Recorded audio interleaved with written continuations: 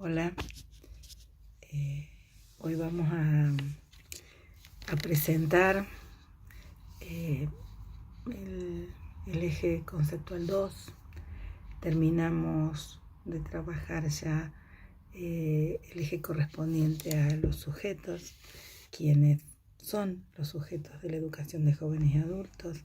Han sido 4 encuentros donde pudimos poner nuestras palabras sobre quienes constituyen o quienes componen los grupos destinatarios de las prácticas en este campo, tanto estudiantes como educadores, trabajar sus trayectorias, trabajar conceptos como vida cotidiana que tienen implicancias para las propuestas de enseñanza, un modo de mirar y reconocer sus conocimientos. Esos son los motivos también por los cuales nosotros comenzamos el programa este año trabajando sobre los sujetos. Esas reflexiones, esos análisis que hicimos nos identificar diferentes prácticas, prácticas que tienen relación con las trayectorias laborales, con las trayectorias de participación en distintas instituciones, con trayectorias familiares, y en ese sentido esa diversidad de prácticas que van componiendo el campo de la educación de jóvenes y adultos va habilitando también la construcción de un campo de estudios sobre lo que sucede con la educación de jóvenes y adultos o en la educación de jóvenes y adultos. Nos parece necesario entonces, en este eje conceptual que es corto, creo que son solamente 2 clases que le vamos a destinar para después retomarlo, porque es un eje transversal de la materia.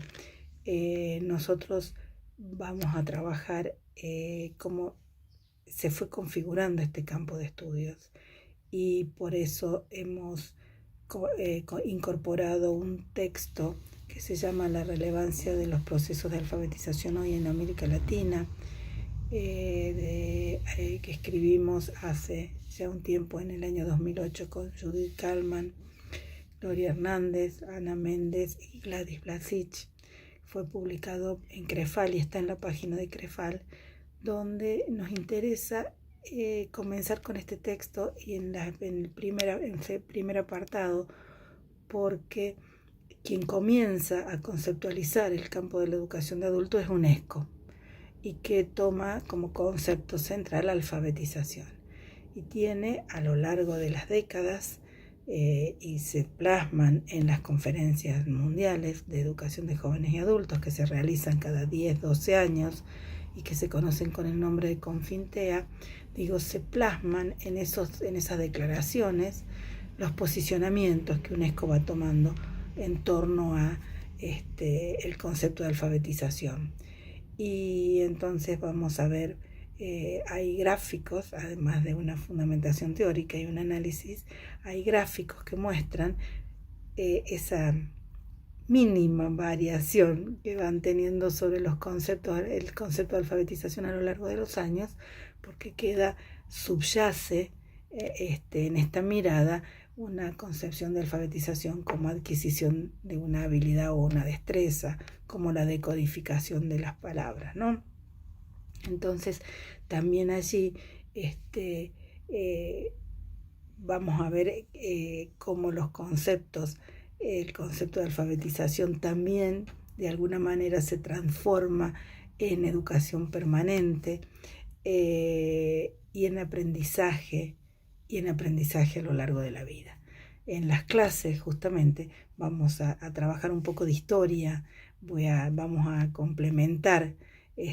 la lectura de este texto con lo que, por la experiencia vivida, como dice Paulo Freire, podemos decir acerca de estos movimientos que se dio a partir de los organismos internacionales, no solo UNESCO, sino también la OEI, que ingresa a analizar y con un programa específico a partir del año 2006. Esto lo vamos a ver en clase. ¿Por qué nos interesa? Porque los documentos de las organizaciones que plasman las definiciones de los organismos internacionales casi literalmente se pueden identificar en las políticas nacionales. Por otro lado también incorporamos, y allí vamos a trabajar, incorporamos dos conceptos que trabaja Lidia Rodríguez, nuestra querida colega y compañera de estudios de este campo, profesora de la Universidad de la UBA, directora de APEAL. APEAL es una asociación que viene desde hace años trabajando, primero dirigida por Adriana Puigros y Gómez Sollano de México, que plantean el concepto de alternativas pedagógicas. Ellas no lo hacen específicamente en el campo de la educación de adultos, pero para nosotros es un concepto muy potente para trabajar lo que sucede en el campo de la educación de jóvenes y adultos. Y en este texto precisamente Lidia trabaja el concepto de alternativa pedagógica, pero en el marco de recuperar el concepto de educación popular. Y esta perspectiva teórica de educación popular, que arranca ya con Freire en los años 60 y que se complejiza a partir de distintos autores, Falsborda, Núñez de México, de Colombia, en el campo de la educación de adultos tuvo y tiene una potencialidad muy importante. Y me interesa este artículo en particular porque Lidia hace una mirada histórica del concepto, de ambos conceptos, ¿no? Y termina diciendo, y habla de la reconceptualización de la educación popular en la década del 80, con la recuperación democrática, y amplía ese concepto de educación popular, otorgándole múltiples sentidos, y a partir de categorías analíticas de alternativas pedagógicas y de educación popular, como el sujeto pedagógico, conocimientos y saberes, lo político, lo común, la relación con la institución escolar y la formación para el trabajo. Entonces, para nosotros este modo de mirar estas perspectivas teóricas nos habilitan para pensar qué sucede no solo en el marco de las escuelas y de los centros educativos de jóvenes y adultos, sino también en otras experiencias que se dan fuera de la escuela.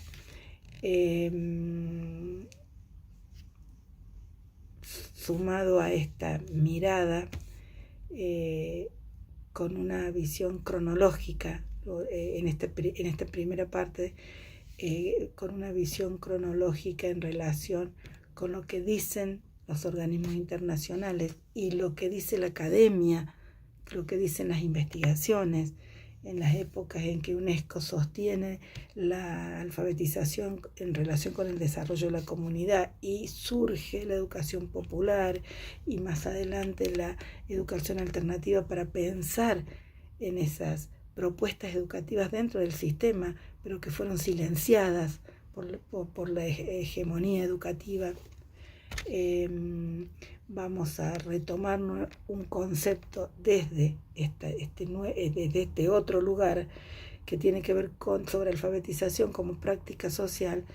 desde la perspectiva de la perspectiva sociocultural y de los nuevos estudios de literacidad,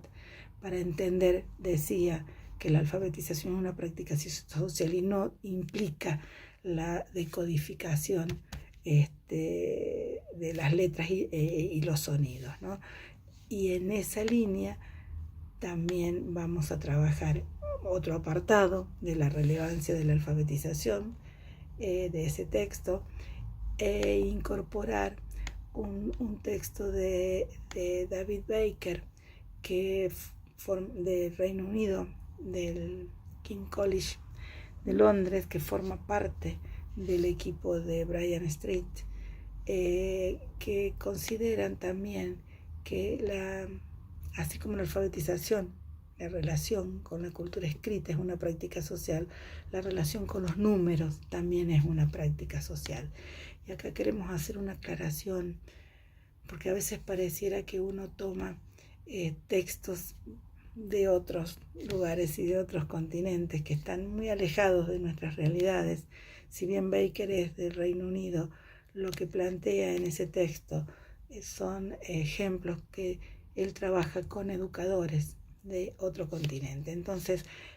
no queremos hacer una traslación directa, pero sí entendemos que ese texto ofrece algunas pistas interesantes para trabajar con los educadores, desde entender a la matemática como práctica social y desde una perspectiva etnográfica. Entonces, desde estas miradas que queremos anudar en el marco de décadas y desde distintas posiciones, vamos a ver y a discutir cómo se va configurando este campo de estudios. Así que los invitamos